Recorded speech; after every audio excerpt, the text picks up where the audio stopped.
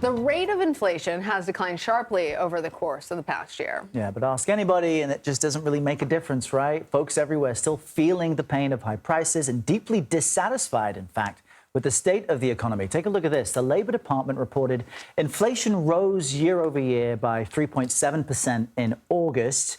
Painful, but less than half of the acceleration rate seen just a year earlier.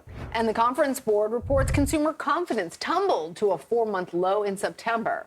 Well, Amara Omeokwe joins us now to break it all down. She is an economics reporter for the Wall Street Journal who recently wrote an article detailing why consumers remain so angry about inflation.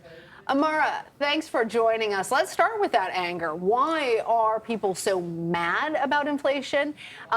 Errol and I were talking about the difference between the rate of inflation changing and those prices still persisting and being so high. Right, and that is really a big part of the reason. So a lot of times when economists and politicians talk about inflation, they're talking about the rate of price increases. And as you mentioned, most recently that was about 3.7%, down sharply from where we were last year at one point, up above 9%.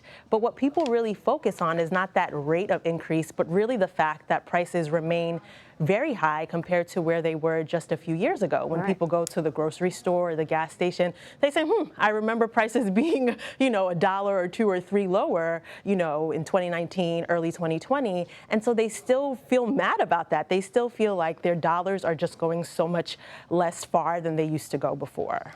And so what can we expect for the next few months then? Will prices for groceries and other essential items ever return to what, pre-pandemic levels, pandemic levels, or are we just here to stay? Also considering a lot of, sellers keep the prices high with the excuse that it's because of inflation, no matter what the reality says. So what should we expect? Right, so it's very rare to see prices outright decline, right? So sometimes we do when the prices have risen in response to a very specific shock. So you may remember earlier this year, we saw the price of eggs really shoot up. That was in response to the outbreak of an avian flu. And now that the industry has sort of recovered from that shock, we see egg prices kind of back near where they were before. But in general, we should not expect prices to decline.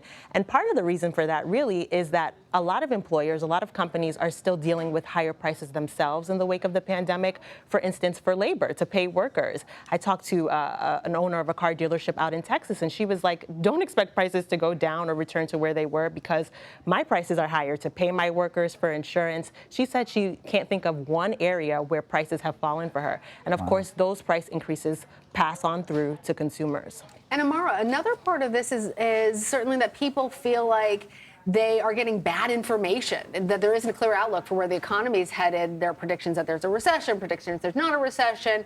How does that factor into all of this? Well, if you look at consumer sentiment surveys, they are consistent with consumers expecting a recession sometime in the next few months. Of course, that expectation is because we hear a lot about recession as the Federal Reserve has raised interest rates.